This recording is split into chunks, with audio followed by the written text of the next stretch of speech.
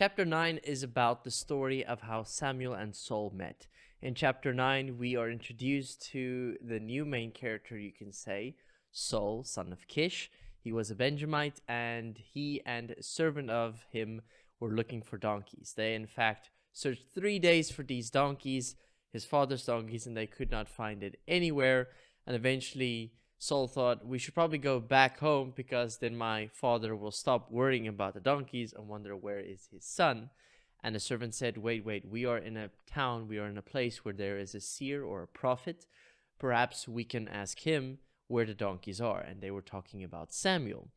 And he said, okay, what are we going to give him? All our food is done, and our water is basically done. And the servant luckily had some silver or something to be able to give to Samuel to tell him where are the donkeys. And so they went and they met some women who were able to point them in the right direction to go towards Samuel.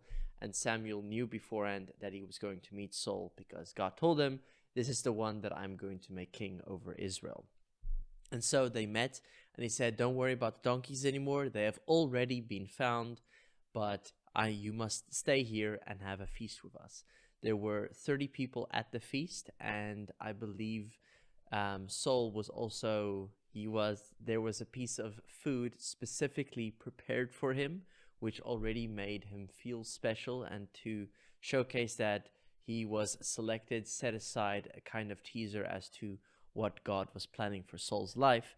And when they finished eating, Samuel wanted to speak to Saul, and he wanted to anoint him, and he wanted to prophesy over him that he is going to be the new king.